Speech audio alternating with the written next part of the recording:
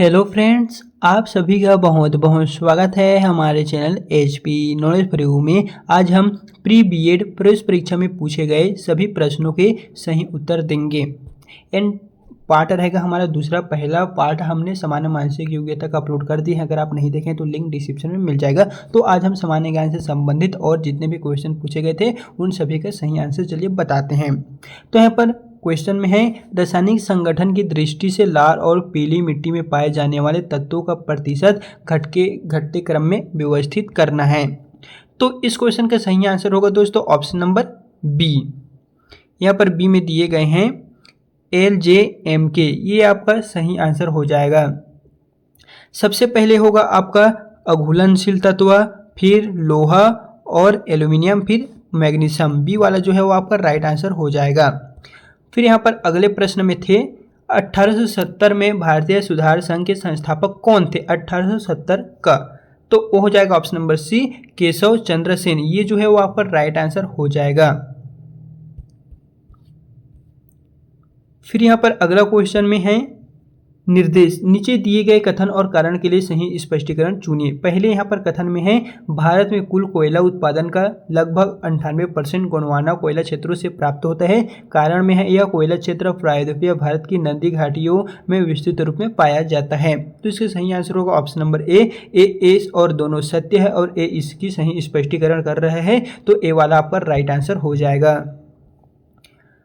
फिर यहाँ पर अगले नंबर के प्रश्न में है, पुनर्जागरण के दौरान समाज सुधारकों एवं उनके गठित संस्थाओं के नाम का चयन करना है, यानी कि सही मिलान करना है कि कौन कौन से जो है वो सही क्रम में हैं। तो हो जाएगा ऑप्शन नंबर बी, एल और एम। आर्यभट्ट, स्वामी दयानंद सरस्वती, अलीगढ़ आंदोलन, सर सैयद अहमद खां। ये जो दो है दोस्तों, यही आपका जो है वो राइट है, बाकी ये गलत है। तो इसका सही आंसर होगा ऑप्शन नंबर बी, ये आपका राइट आंसर हो जाएगा। बाकी आपने कितने क्वेश्चनों को छोड़े हैं, कितने को बनाए हैं, कमेंट में जरूर बताइएगा। अगला क्वेश्चन में है 35वें नंबर में, वंदे मातरम का अंग्रेजी में अनुवाद किसने किया था? तो वो होगा option number C, Shri Aurobindo Ghosh ने ही वंदे मातरम का अंग्रेजी अनुवाद किया था। तो देख लीजिए, इसका सही आंसर हो जाएगा ऑप्शन नंबर सी। वैज्ञानिकों जिन्होंने डॉली भेड़ प्रथम स्तनधारी क्लोन को तैयार किया गया था, वह वैज्ञानिक कौन थे? उस वैज्ञानिक के नाम को पूछा गया था जिसने डॉली भेड़ प्रथम स्तनधारी क्लोन का तैयार किया गया था। तो वो होगा ऑप्शन नंबर ए, विल्मुट एवं कैम्बेल की टीम ने। दोस्तों 36वें नंबर का सही आंसर है ऑप्शन नंबर ए, विल्मुट एवं कैम्बेल की टीम ने ही तैयार की थी। तो इसका सही आंसर है ऑप्शन नंबर ए। फिर यहाँ पर अगले नंबर के प्रश्न में है, वर्तमान में निम्नलिखित में से कौन कौन छत्तीसगढ़ राज्य में प्राथमिक शिक्षा के लिए संचालित है? कौन कौन शिक्षा के लिए संचालित है? तो इस क्वेश्चन का सही आंसर है ऑप्शन नंबर सी। 37वें नंबर का सही आंसर है दोस्तों ऑप्शन नंबर सी यहाँ पर वर्तमान में। तो इसका सही आंसर आप सी, कुछ स्टूडेंट हमें सी बोल रहे थे, लेकिन दोस्तों हमें जो इसका सही आंसर लग रहा है 37वें नंबर का, वो बी हो सकता है। के और एम, RTE शिक्षा का अधिकार अधिनियम और DPEP जिला प्राथमिक शिक्षा कार्यक्रम, क्योंकि RTE आप सभी को पता ही है। ये जो दो है के और एम, यही इसका राइट आंसर जो है हो सकता है। बाकी आपने किन किन क्वेश्चनों को टिक किए हैं कमेंट में एक बार जरूर बताइएगा। फिर यहाँ पर अगले नंबर के प्रश्न में थे, एशियन गेम्स को उनके शहर में आयोजन वर्ष के काल अनुक्रमिक क्रम में व्यवस्थित करना। ये जो सभी दिए गए हैं वो एशियन गेम्स है, सभी को आपको शहर के क्रम में व्यवस्थित करना है।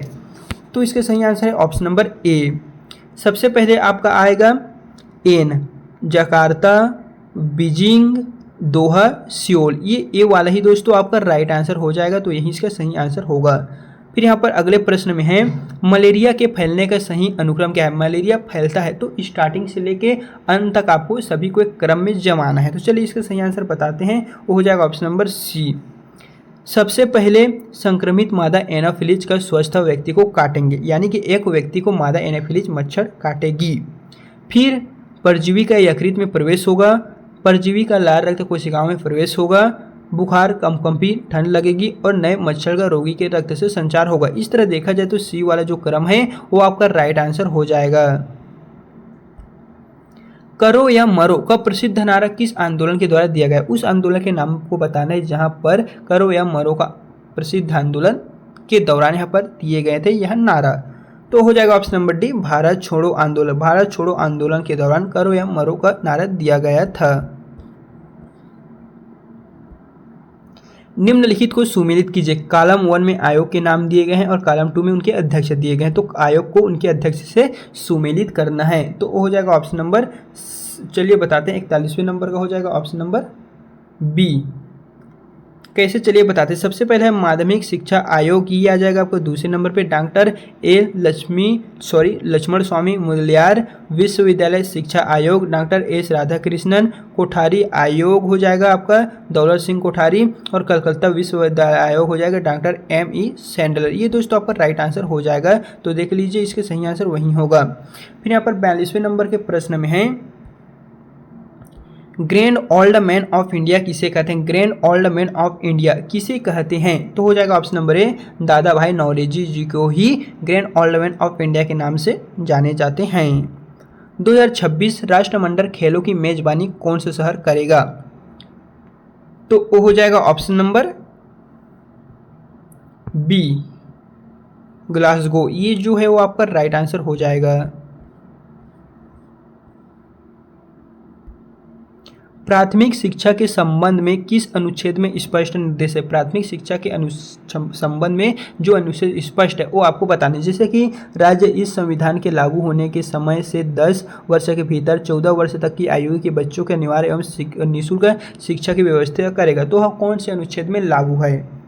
तो वो हो जाएगा ऑप्शन नंबर डी, अनुच्छेद 45। अनुच्छेद 45 में जो है वो लागू है। तो देख लीजिए दोस्तों, डी वाला ही आपका राइट आंसर हो जाएगा। निर्देश दिए गए हैं, नीचे दिए गए कथन और कारण के लिए सही स्पष्टीकरण कीजिए। पहला यहाँ पर है, छत्तीसगढ़ राज्य के बजट में सामाजिक क्षेत्र पर अधिक व्यय किया जाता है। कारण है, राज्य सरकार कल्याणकारी योजनाओं को प्राथमिकता देती है। तो आप सभी को बताना है ABCD, इसके सही आंसर कौन होगा? तो इसका सही आंसर हो जाएगा ऑप्शन नंबर ए। जैसा कि यहाँ पर ए दिए गए हैं, ये और ये दोनों सत्य है, यानी कि कथन और कारण दोनों के दोनों सत्य है और ये इसकी सही स्पष्टीकरण कर रहा है, तो ए वाला हमारा राइट आंसर हो जाएगा। बाकी इस PDF को मैं टेलीग्राम में दे दूंगा, जिसके लिंक को ऑलरेडी डिस्क्रिप्शन में दे दिया हूँ। और यहाँ पर अगला प्रश्न है, नीचे दिए गए कथन और कारण के लिए सही स्पष्टीकरण का चुनाव कीजिए। कथन में है, राष्ट्रीय अध्यापक शिक्षा परिषद NCTE भारत सरकार की वैधानिक संस्था है, जिसका कारण है इसकी स्थापना NCTE अधिनियम 1993 के अंतर्गत 17 अगस्त 1995 को की गई। तो इसका सही आंसर हो जाएगा ऑप्शन नंबर ए। देखिए, ये भी सही है, ये भी सही है और ये इसकी सही स्पष्टीकरण कर रहा है। फिर दोस्तों यहाँ पर अगले नंबर के प्रश्न में है, कॉलम 1 का मिलान कॉलम 2 से कीजिए। कॉलम 1 में लोकसभाओं के नाम दिए गए हैं, कॉलम 2 में स्पीकरों के नाम दिए गए, तो सभी को जो है वो आपको सुमेलित करना है। तो इसका सही आंसर होगा ऑप्शन नंबर बी। 47वें नंबर का ऑप्शन बी, जैसे कि देखते हैं, ये वाला हो जाएगा लोकसभा आपका चौथे नंबर पे, ये वाला हो जाएगा आपका तीसरे नंबर पे और ये वाला हो जाएगा आपका दूसरे नंबर पे, ये आपका पहले नंबर पे। इस तरह दोस्तों देखेंगे तो बी वाला जो है वो आप सभी का राइट एंड करेक्ट आंसर देखने को मिलेंगे। फिर यहाँ पर अगले नंबर के प्रश्न में है, कॉलम फर्स्ट में दिए गए शब्दों को कॉलम 2 में दिए गए के साथ सही क्रम में जोड़ना है।